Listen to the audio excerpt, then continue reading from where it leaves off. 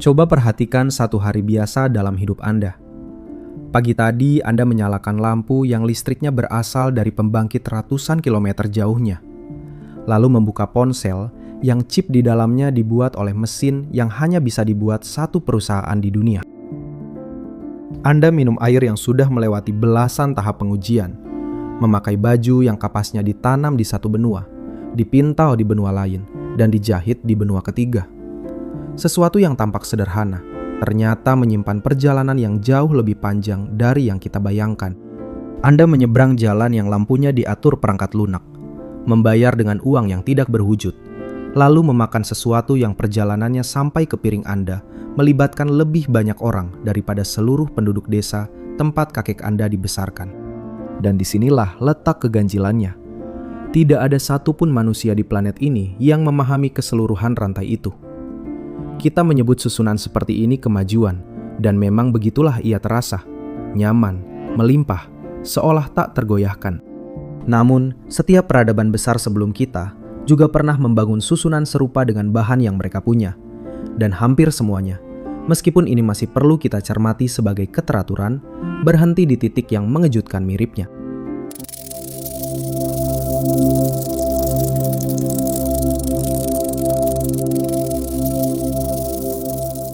Apa yang sebenarnya menautkan nasib mereka dengan dunia kita hari ini?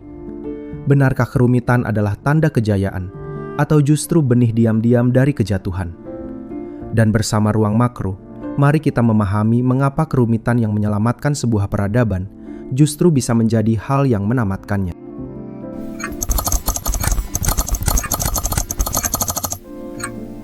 Sebelum melangkah lebih jauh, satu kata perlu diluruskan lebih dulu, sebab seluruh pembahasan ini bergantung padanya.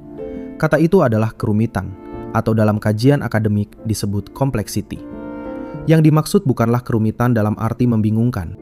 Yang dimaksud adalah kompleksitas sosial, yaitu jumlah bagian yang berbeda di dalam sebuah masyarakat dan seberapa banyak cara bagian-bagian itu harus dihubungkan agar tetap bekerja.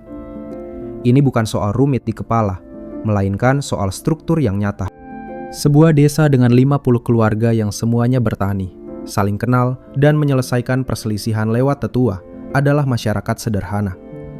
Sebuah kota dengan jutaan penduduk, ribuan profesi berbeda, dan bergantung pada barang dari tempat yang tak pernah mereka lihat, itulah masyarakat yang rumit.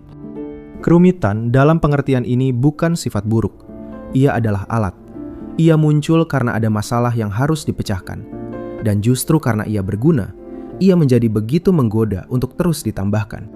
Dan disinilah antropolog Joseph A. Tainter meletakkan pertanyaan yang membuat bukunya bertahan hampir 4 dekade. Di bukunya, The Collapse of Complex Societies, yang terbit pada tahun 1988 lewat Cambridge University Press, ia memulai bukan dari daftar peradaban yang jatuh. Ia memulai dari sebuah keheranan metodologis.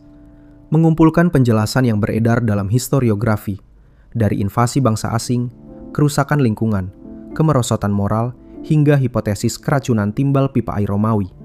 Ia menemukan masalah besar, yang dalam beberapa saat akan kita telusuri lebih dalam.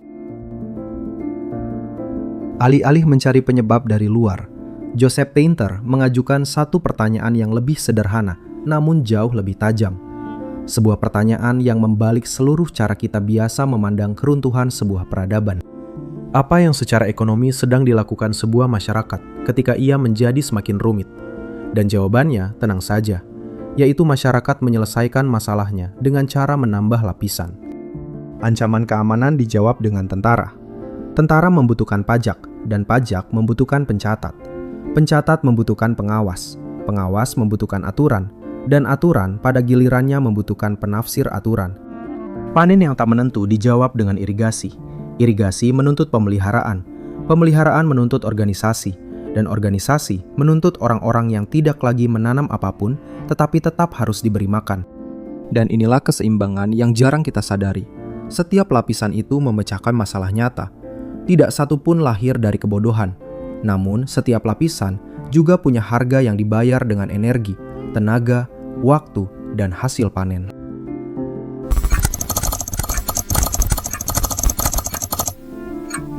Di titik inilah Tainter meminjam sebuah konsep dari ilmu ekonomi, yaitu diminishing marginal returns, atau hasil tambahan yang terus menurun.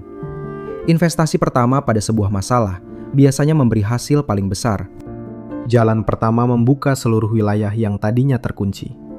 Jalan ke-10 hanya memperpendek beberapa menit. Sekolah pertama mengubah nasib satu generasi. Lembaga pengawas ke-19 yang mengawasi yang ke-18 nyaris tak mengubah apapun, tetapi tetap harus digaji. Dan bila proses itu berjalan cukup lama, masyarakat sampai pada titik ketika tambahan kerumitan tidak lagi sepadan dengan biayanya. Ia masih bertahan, tetapi menjadi rapuh, tanpa cadangan, di mana setiap krisis kecil harus dibayar dengan lapisan baru. Inilah yang kita sebut ongkos kerumitan, dan pola ini, seperti akan kita lihat, tidak hanya milik masa lalu. Dari pola yang sama itu, Joseph Tenter menarik satu kesimpulan yang terasa dingin sekaligus menakutkan. Bila ongkos kerumitan sudah melampaui manfaatnya, keruntuhan bukan lagi bencana. Ia menjadi pilihan yang masuk akal. Sebab keruntuhan dalam definisi yang diajukan Tenter tadi bukanlah kematian sebuah bangsa, melainkan penyederhanaan yang cepat. Lapisan-lapisan yang mahal itu satu persatu dilepaskan. Orang-orang berhenti membayar untuk sesuatu yang tak lagi memberi mereka apa-apa. Dan bagi sebagian besar penduduk biasa, hidup sesudahnya bisa jadi tidak lebih buruk, bahkan kadang justru lebih ringan.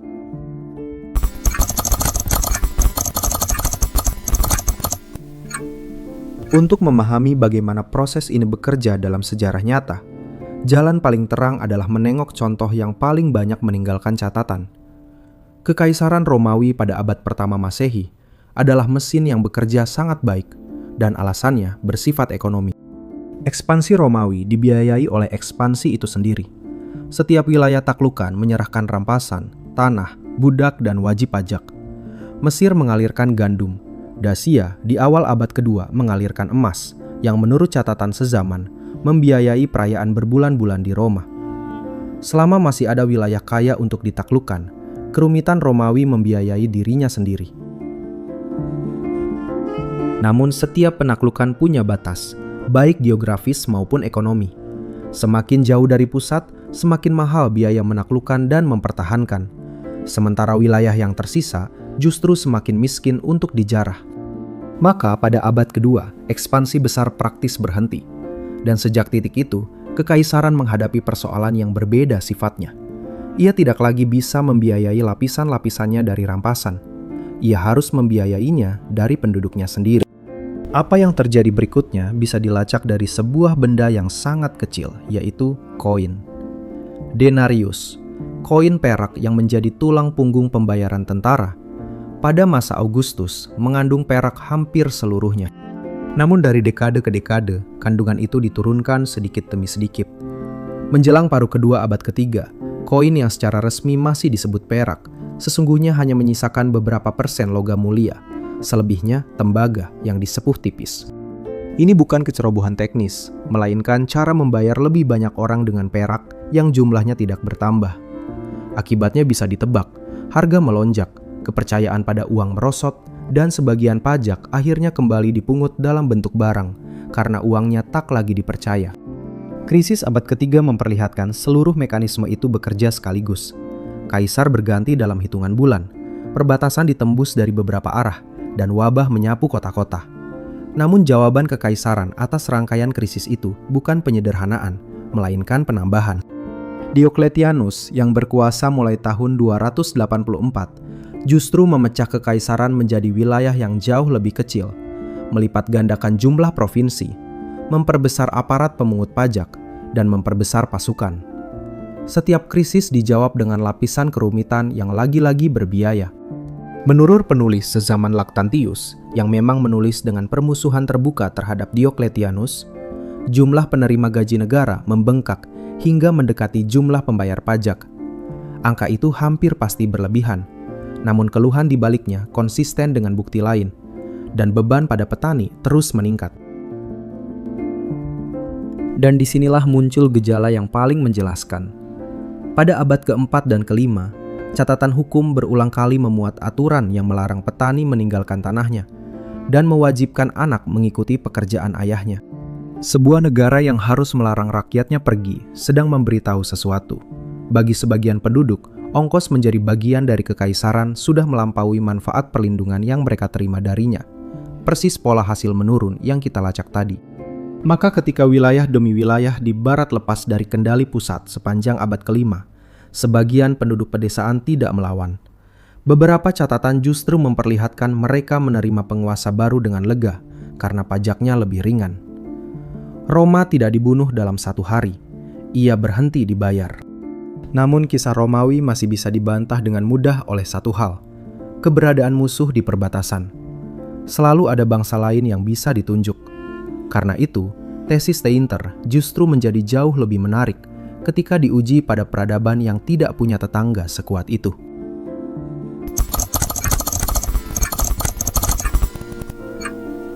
Untuk melihat pola yang sama bekerja di belahan bumi lain, kita perlu berpindah jauh menuju dataran rendah selatan wilayah Maya, sekitar kawasan yang kini menjadi Guatemala, Belize, dan sebagian Meksiko, tempat puluhan kota besar saling bersaing selama berabad-abad.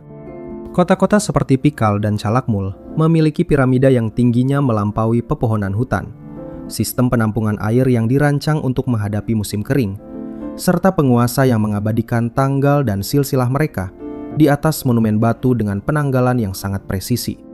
Namun yang paling menarik bagi para arkeolog bukan piramidanya, melainkan monumennya. Sebab kebiasaan memahat tanggal itu suatu saat berhenti, tidak serentak, melainkan menyebar seperti lampu yang padam satu persatu dari kota ke kota sepanjang abad ke-9 Masehi. Monumen bertanggal terakhir dipahat pada awal abad ke-10. Sesudah itu, kota-kota besar di kawasan selatan itu ditinggalkan, dan penduduknya menyebar ke permukiman yang jauh lebih kecil. Sebuah penyederhanaan cepat, persis seperti anomali yang kita telusuri sejak awal. Dalam pembacaan Teinter, yang terjadi di sana adalah versi lain dari pola yang sama. Untuk memberi makan populasi yang terus bertambah di tanah tropis yang kesuburannya cepat habis, masyarakat Maya menempuh pertanian yang semakin intensif.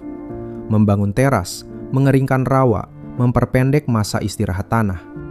Tiap langkah menambah hasil, tetapi tambahannya makin kecil, sementara tenaga yang dibutuhkan makin besar, sebuah diminishing returns, yaitu keadaan ketika setiap tambahan investasi menghasilkan manfaat yang makin lama makin menciut. Di saat yang sama, persaingan antar kota mendorong penguasa membangun monumen lebih besar dan memelihara lebih banyak bangsawan. Dan ketika kekeringan panjang akhirnya datang, ia tidak menghancurkan sistem yang sehat, ia menyentuh sistem yang cadangannya sudah habis. Di titik inilah pertanyaannya bergeser. Bila pola ini berulang dari Roma hingga Maya, apa yang menopang bangunan kita sendiri hari ini? Contoh ketiga ini jauh lebih kecil, tetapi justru karena itu ia menjadi jernih. Di Ngaray Chaco, di wilayah yang kini menjadi New Mexico, masyarakat Puebloan kuno membangun rumah-rumah batu bertingkap dengan ratusan ruangan. Mereka menghubungkan bangunan itu dengan jaringan jalan lurus sepanjang ratusan kilometer, di kawasan yang kering dan miskin kayu. Kayunya diangkut dari pegunungan berpuluh kilometer jauhnya, tanpa hewan beban dan tanpa roda. Sistem itu tampaknya bekerja sebagai jaringan penyangga, yaitu tempat wilayah yang panennya sedang baik, menopang wilayah yang sedang gagal. Namun, jaringan seperti itu hanya bekerja selama tidak semua orang gagal bersamaan. Ketika kekeringan panjang melanda pada pertengahan abad ke-12, penyangga itu kehilangan gunanya. Narai itu ditinggalkan, dan penduduknya kembali ke bentuk hidup yang jauh lebih tersebar. Sekali lagi, bukan kematian, melainkan penyederhanaan. Ketiga contoh itu berbeda benua, berbeda abad, dan berbeda teknologi. Yang menyamakannya bukan nasib, melainkan bentuk kurvanya. Pada awalnya, tambahan organisasi memberi imbalan yang jauh lebih besar daripada biayanya. Lama-kelamaan imbalan itu mengecil, sementara biayanya tidak. Dan pada akhirnya, sebagian penduduk sampai pada perhitungan yang sunyi namun menentukan, bahwa berhenti membayar ternyata lebih murah daripada bertahan.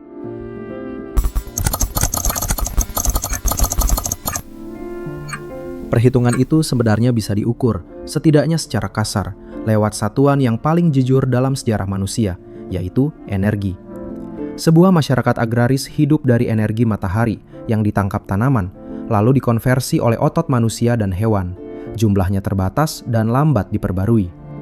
Setiap prajurit, pendeta, juru tulis, dan pemahat monumen adalah orang yang tidak menghasilkan pangan, tetapi tetap harus makan. Ada batas keras terhadap seberapa tebal lapisan yang bisa ditopang, dan batas itulah yang ditabrak hampir semua peradaban sebelum revolusi industri. Sebelum pembahasan ini bergerak ke masa kini, ada satu lapisan lagi yang perlu ditambahkan, dan lapisan ini datang dari arah yang tak terduga, yaitu matematika. Ilmuwan Peter Turchin yang berlatar biologi matematis sebelum beralih ke sejarah, mengembangkan pendekatan yang ia sebut cliodynamics, yaitu upaya mencari pola berulang dalam sejarah dengan alat statistik. Bersama Sergei Nevedov dalam bukunya Secular Cycles, ia menelusuri catatan panjang beberapa masyarakat agraris dan menemukan irama yang berulang dengan panjang gelombang 1 hingga 3 abad. Menariknya, temuan ini menyentuh pola yang sama dengan yang kita lihat sebelumnya, hanya lewat pintu yang berbeda, yaitu pintu angka. Salah satu temuannya sangat relevan di sini, yaitu apa yang ia sebut elite overproduction atau kelebihan produksi elit. Maksudnya, ketika sebuah masyarakat makmur, jumlah orang yang dididik dan diposisikan untuk menduduki jabatan tinggi tumbuh lebih cepat daripada jumlah jabatan yang tersedia. Yang lahir kemudian bukan kemakmuran merata, melainkan persaingan sengit di kalangan atas, yang biayanya justru ditanggung oleh mereka yang di bawah. Turchin melihat gejala ini bukan sebagai penyebab tunggal, melainkan salah satu dari 3 tekanan yang bekerja bersamaan, bersama kemerosotan kesejahteraan rakyat kebanyakan dan kesulitan keuangan negara. Dan menariknya, ketiga tekanan itu ternyata adalah wajah lain dari hal yang sama, yaitu sebuah masyarakat yang biaya perawatan dirinya sendiri tumbuh lebih cepat daripada kemampuannya membayar. Pola yang sama, dari koin perak yang menipis hingga statistik Turchin, seolah terus mengetuk pintu yang sama.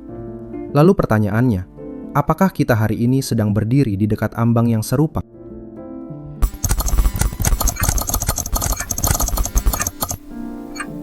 Namun ada satu anomali yang menahan seluruh cerita ini agar tidak jatuh menjadi ramalan suram.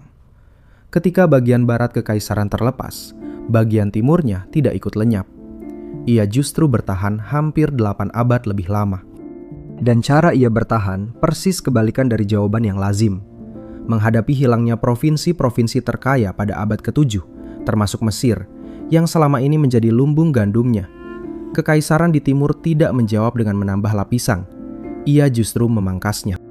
Wilayah dibagi ulang menjadi satuan pertahanan yang jauh lebih ringkas, dan pasukan yang tadinya digaji tunai secara bertahap ditempatkan di tanah untuk menghidupi dirinya sendiri.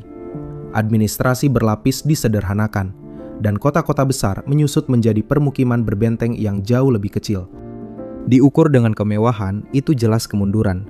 Namun diukur dengan bertahan hidup, itu justru langkah yang menyelamatkan. Kekaisaran itu memilih membayar lebih sedikit untuk menjadi dirinya sendiri.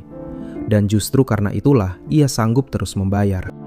Tainter menyebut kasus semacam ini sebagai bukti bahwa penyederhanaan tidak selalu datang sebagai keruntuhan yang tak terkendali. Ia bisa juga datang sebagai keputusan.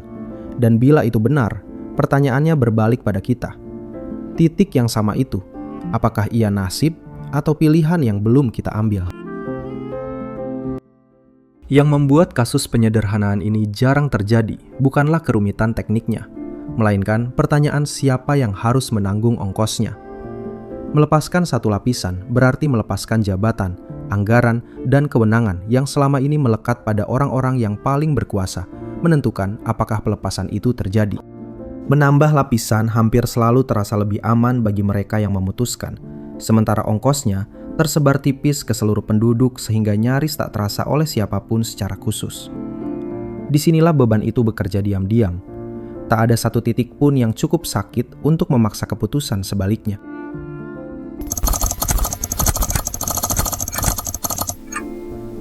Namun akan tidak jujur bila pembahasan ini berhenti di sini, seolah tesis Tainter sudah menutup perkara.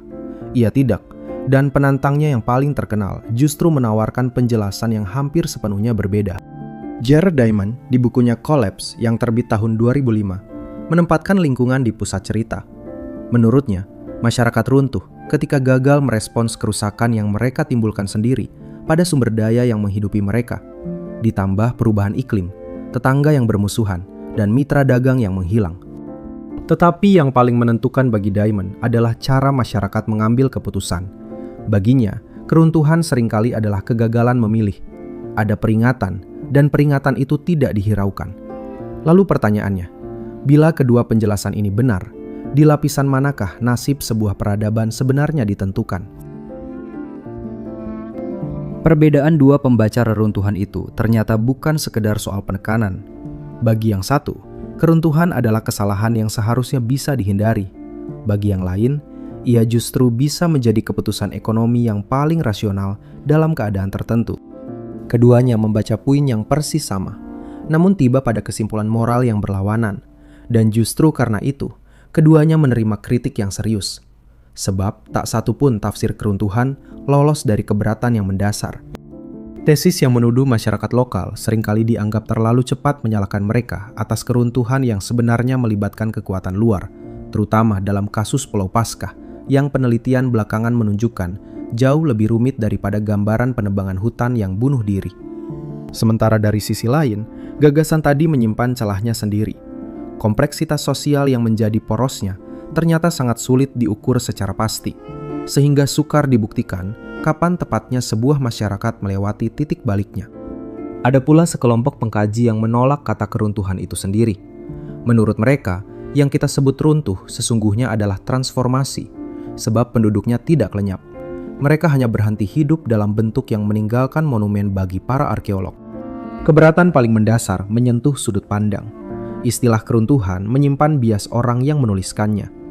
Sejarah panjang umumnya ditulis dari pusat, dan yang dicatat sebagai bencana besar adalah hilangnya istana, arsip, dan monumen, benda-benda milik lapisan paling atas. Bagi petani yang selama ini menyerahkan sepertiga panennya untuk membiayai lapisan itu, hilangnya pusat bisa berarti hal yang sangat berbeda. Di sejumlah wilayah bekas kekuasaan pusat tadi, jejak arkeologi bahkan menunjukkan tanda yang mengejutkan. Tinggi badan rata-rata penduduk justru meningkat pada generasi sesudahnya. Petunjuk kasar bahwa asupan gizi mereka membaik. Temuan semacam itu masih diperdebatkan dan tidak berlaku merata. Namun ia cukup untuk mengingatkan bahwa kata runtuh menggambarkan pengalaman yang tidak sama bagi semua orang yang mengalaminya. Dan mungkin, yang kita takutkan sebagai akhir, hanyalah akhir bagi sebagian dari kita. Ketiga pembacaan itu sebenarnya tidak sepenuhnya bertentangan. Yang membedakan hanyalah pertanyaan yang diajukan. Diamond bertanya, mengapa peringatan tidak dihiraukan? Turchin bertanya, kapan tekanan menumpuk? Dan Tainter bertanya, mengapa jawaban atas setiap masalah selalu berupa penambahan?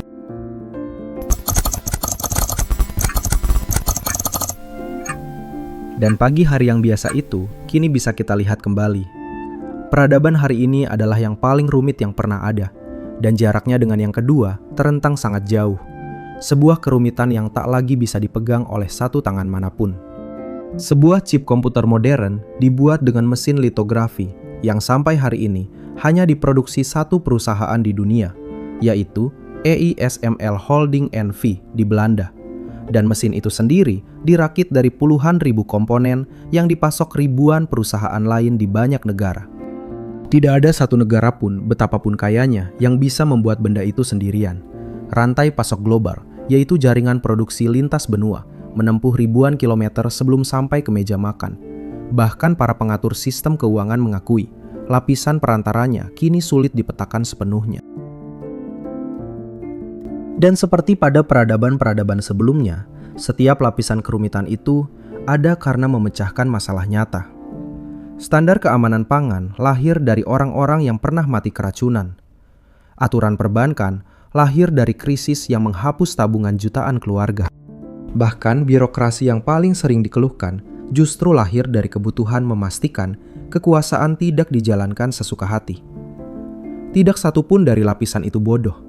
Masing-masing adalah jawaban yang masuk akal atas persoalan pada zamannya. Gejalanya pun sudah bisa diraba di tempat-tempat yang jarang dihubungkan. Biaya mengembangkan satu obat baru terus menanjak, sementara jumlah obat yang lolos setiap tahun tidak bertambah sepadan. Pola yang lama dibicarakan para pengkaji industri farmasi.